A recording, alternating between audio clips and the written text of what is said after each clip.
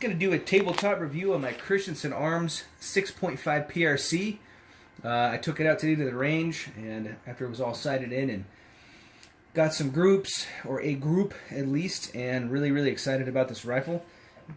I'm going to go into detail a little bit more about what this rifle holds, how it comes from the factory, and what we put on. First and foremost, this barrel right here is a Christensen Arms 416R stainless steel air-grade carbon fiber wrapped barrel. It's got an adjustable stainless steel side baffle brake. And this thing is loud as hail. It's really loud. But this thing comes off. I have an Omega coming. I'm going to put an Omega on there, Omega 300, and should quiet it down a little bit.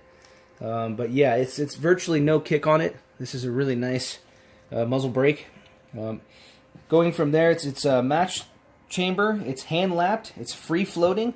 It's button rifled. And the length of this one is 24 inches. Goes all the way from 16 to 27 inches. It's got a threaded muzzle, obviously, 5/8 by 24, so I can put that same Omega 300 on there, no problem. Basically, it's a Remington 700 optics base, so you can put pretty much anything Remington 700 on it. It's a black nitride finish. It's got a match grade. On this side here, it's got a match grade trigger. It's a flat trigger. And I really like it. It's super crisp. And it kind of compares to my Geissling, but I really like the flat triggers. They just fit my fingers well. I have really long fingers, and I totally dig it. It's got an oversized fluted bolt knob on here. And it's good for my big hands. I mean, it fits well. It's skeletonized as well, so it cuts a little bit of weight there. It's AICS compatible, which are these magazines. It also fits Magpul, I'm pretty sure, but these are the AICS magazines. This one's holds 4 rounds, and then I ordered some that hold 7, and don't have any issues with them at all. I mean, these are good magazines.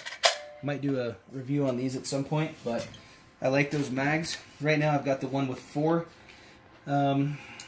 It's got a tactical mag release, for whatever that's worth. You just push that forward.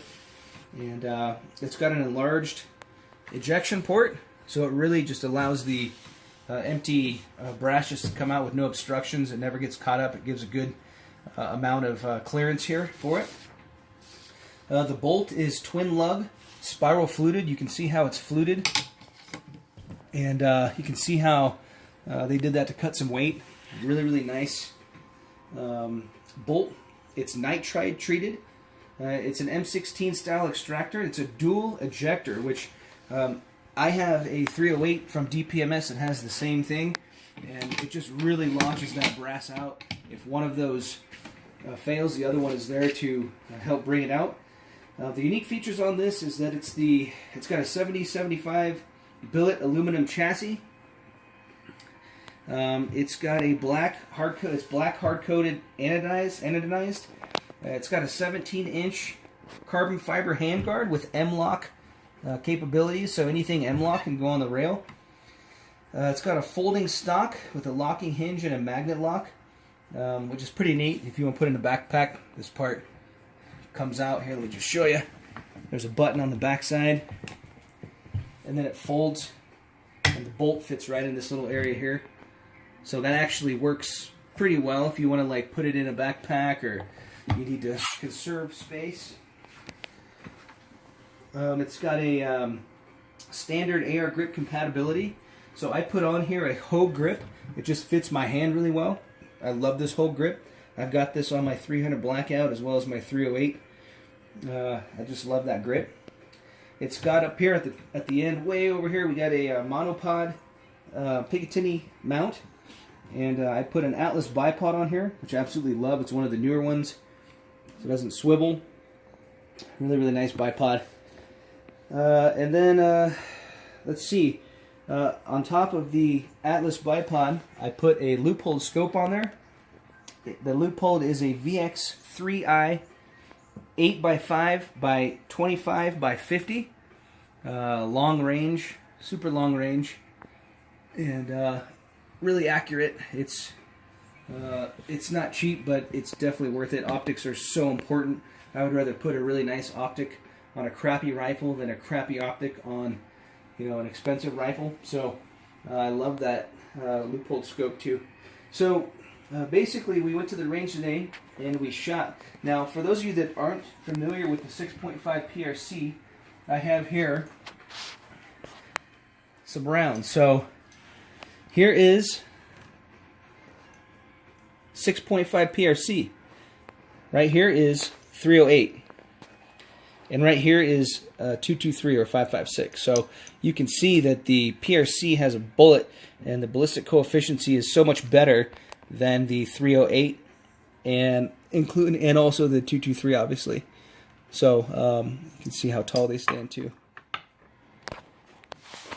So I love it. It's just a wicked round. That round stays supersonic out to 1,200 yards. The 308 is also, you know, a 1,000-round cartridge, but not quite like this one here. So I love it. So this rifle actually shot really well today. Really well. I shot a 1.38 group at 300 yards.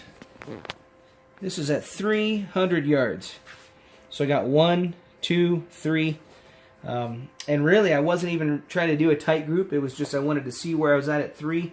I'm getting ready for pronghorn season here in 2 weeks, and I just wanted to see where it would do, what it would do at 3 and beyond. So if I really took my time and did my breathing and, you know, just did, you know, my all-out best, I bet I could do consistently a 1-inch group at 300, and that is phenomenal.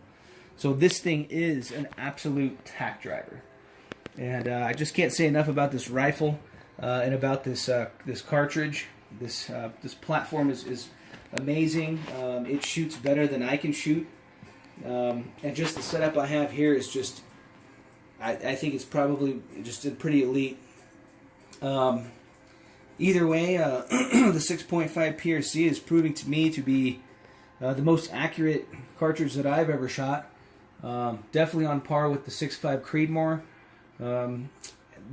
I'd say accuracy-wise, it's probably about the same, but the distance is definitely in favor of the PRC. It beats the 6.5 Creedmoor by about 200 feet per second all around. I think the Creedmoor goes about 1,000, out to 1,000 yards, supersonic, and maybe a little bit further than that, depending on how you load.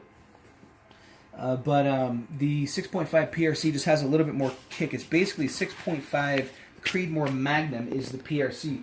So just to show you guys this too, this is what I'm reloading.